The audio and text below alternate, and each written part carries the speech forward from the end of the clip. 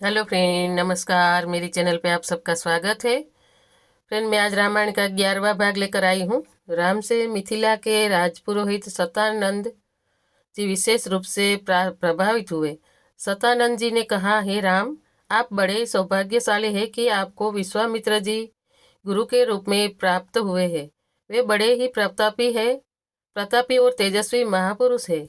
ब्रह्मत्व की प्राप्ति के पूर्व ऋषि विश्वामित्र बड़े पराक्रमी और प्रजावत्सल्य नरेश थे। प्रजापति के पुत्र कुश के पुत्र कुशनाभ और कुशनाभ के पुत्र राजोगादी थे। ये सभी सुरवीर, पराक्रमी और धर्मपरायण थे। विश्वामित्र जी उन्हें उन्हीं गादी के पुत्र है। एक बार राजा विश्वामित्र अपनी सेना के साथ वशिष्ठ ऋषि के आश्रम में गए। क्योंकि उस समय वशिष्ठ जी ईश्वर भक्ति में लीन होकर यज्ञ कर रहे थे। विश्वामित्र जी उन्हें प्रणाम करके वहीं बैठ गए। यज्ञ क्रिया से निवृत्त होने पर वशिष्ठ जी ने विश्वामित्र जी का बहुत आदर सत्कार किया और उनसे कुछ दिन आश्रम में ही रहकर आतिथ्य ग्रहण करने का अनुरोध किया।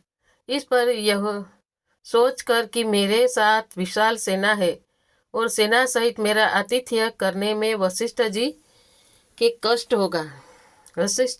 कष्ट होगा। विश्वामित्र जी ने नम्रता पूर्वक विदा होने की अनुमति मांगी, किंतु वशिष्ठ जी के अत्यधिक अनुरोध करने पर थोड़े दिनों के लिए राजा विश्वामित्र को उनका आतिथ्य स्वीकार करने के लिए विवश होना पड़ा।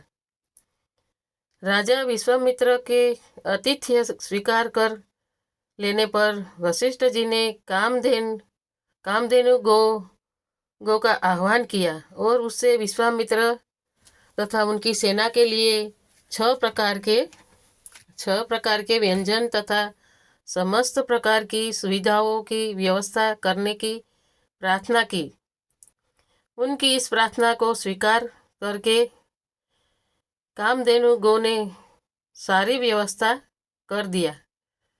वशिष्ठ जी के अतिथि सत्कार से राजा विश्वामित्र और उनके साथ आए सभी लोग बहुत प्रसन्न हुए। जय सिया राम। कामधेनु गो का चमत्कार देखकर विश्वामित्र के मन में उस गो को प्राप्त कर लेने की इच्छा जागृत हुई और उन्होंने वशिष्ठ जी से कहा कि ऋषि श्रेष्ठ, कामधेनु जैसी गो तो किसी वनवासी के पास नहीं, वरन राजा महाराजाओं के पास ही शोभा देती है। अतः आप इसे मुझे दे दीजिए। इसके बदले में मैं आपको सहस्त्रों सवर्ण मुद्राएं दे सकता हूँ। इस पर वशिष्ठ जी बोले कि राजन, यह गो ही मेरा जीवन है और इसे मैं किसी भी कीमत पर किसी को नहीं दे सकता। जय सिया राम, जय सिया राम, जय सिया राम, जय सिया राम। वशिष्ठ जी के इस प्रकार कहने पर विश्वामित्र ने बलात् उस गो को पकड़ लेने की आज्ञा दे दी और सैनिक गण उस गो को डंडे से मार कर हाँकने लगे। कामधेनु गो ने क्रोधित होकर अपना बंधन छुड़ा लिया और वशिष्ठ जी के पास आकर विलाप करने लगी।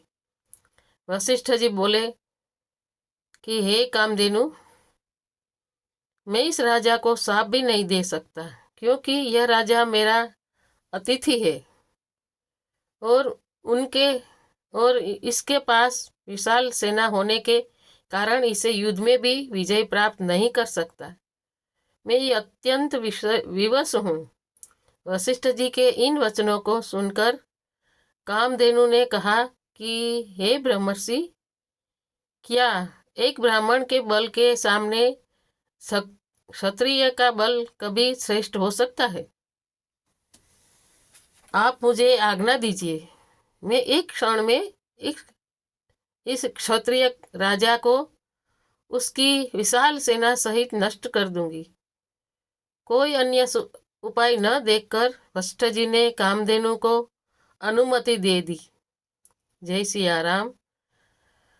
आज्ञा पाते ही कामधेनु ने योग बल से वहन सैनिकों की एक सेना उत्पन्न कर दिया और वह सेना विश्वामित्र की सेना के साथ युद्ध करने लगी। विश्वामित्र जी ने अपने पराक्रम से समस्त भनव सेना का विनाश कर डाला। इस पर कामधेनु ने सहस्त्रों शक हुए लरबर, यवन और काम्बोज सैनिक उत्पन्न कर दिया। जब विश्वामित्र ने उन सैनिकों का भी वध कर डाला तो कामधेनु ने मारक शास्त्रों से युक्त अत्यंत पराक्रमी योद्धाओं को उत्पन्न किया, जिन्होंने शीघ्र ही राजा विश्वामित्र की सेना को गाजर मूली की भांति काटना आरंभ कर दिया। अपनी सेना का नाश होते देख विश्वामित्र के 100 पुत्र अत्यंत कुपित हो गए।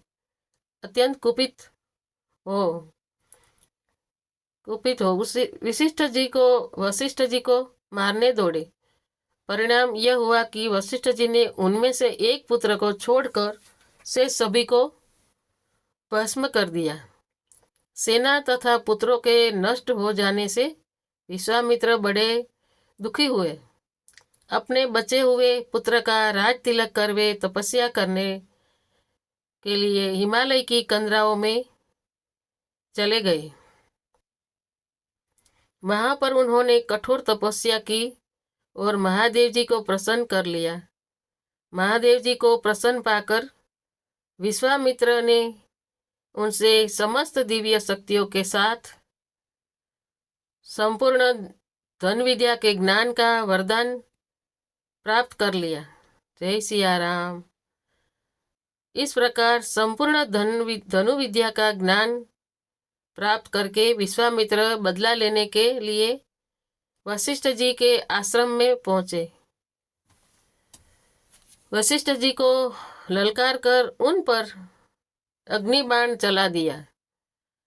अग्निबाण से समस्त आश्रम में आग लग गई और आश्रमवासी भयभीत होकर इधर उधर भागने लगे। वशिष्ठ जी ने भी अपना धनुष संभाल लिया और बोले कि मैं तेरे सामने खड़ा हूं, तू मुझ पर वार कर। आज मैं तेरे अभिमान को चूर चूर करके बता दूंगा कि शास्त्र बल से ब्रह्म बल श्रेष्ठ है। क्रुद्ध होकर विश्वामित्र ने एक के बाद एक अग्नेयास्त्र, वरुणास्त्र, रुद्रास्त्र, इंद्रास्त्र तथा पशुपतास्त्र एक साथ छोड़, जिन्हें वशिष्ठ जी ने अपने मारक अस्त्रों से मार्ग में ही नष्ट कर दिया। जय सिया राम। इस पर विश्वामित्र ने और भी अधिक क्रोधित होकर मानव, मोहन, गांधर्व, जंबन, दारण, वज्र, ब्रह्मपास, कालपास, वरुणपास, पिनाक, दंड, पैसाच, क्रोच, धर्मचक्र, कालचक्र, विष्णुचक्र, वायव्य, मंथन, कंकाल, मसल, विद्याधर, कालास्त्र आदि सभी अस्त्रों का प्रयोग कर डाला। वशिष्ठ जी ने उन सब को नष्ट करके ब्रह्मास्त्र छोड़ने के लिए जब अपना धनुष उठाया तो सब देव, किन्नर आदि भयभीत हो गए। किंतु वशिष्ठ जी तो उस समय अत्यंत क्रुद्ध हो रहे थे। उन्होंने ब्रह्मास्त्र छोड़ ही दिया। ब्रह्मास्त्र के भयंकर ज्योति और गगनभेदी नाद से सारा संसार पीड़ा से तड़पने लगा। जब ऋषि मुनि उनसे प्रार्थना करने लगे कि अपने विश्वामित्र को परास्त कर दिया है, अब आप ब्रह्मास्त्र से उत्पन्न हुई ज्वाला को शांत करें। इस प्रार्थना से द्रवित होकर उन्होंने ब्रह्मास्त्र को वापस बुलाया और मंत्रों से उसे शांत किया। पराजित होकर विश्वामित्र मणिहीन सर्प की भांति पृथ्वी पर बैठ गए और सोचने लगे कि निसंदेह शास्त्र बल से ब्रह्मा बल ही श्रेष्ठ है। अब मैं तपस्या करके ब्राह्मण की पदवी और उसका तेज प्राप्त करूंगा। इस प्रकार विचार करके वे अपनी पत्नी सहित दक्षिण दिशा की ओर चल दिए। उन्होंने तपस्या करते हुए अन्न का त्याग कर केवल फलों पर जीवन व्यापन करना आरंभ कर दिया। उनकी तपस्या से प्रसन्न होकर ब्रह्मा जी ने उन्हें राजर्षि का पद प्रदान किया। इस पद को प्राप्त करके करके भी यह सोचकर कि ब्रह्मा जी ने मुझे केवल राजर्षि राजर्षि का ही पद दिया, महर्षि देवर्षि आदि का नहीं, वे दुखी ही हुए। वे विचार करने लगे कि मेरी तपस्या अब भी अपूर्ण है। मुझे एक बार फिर से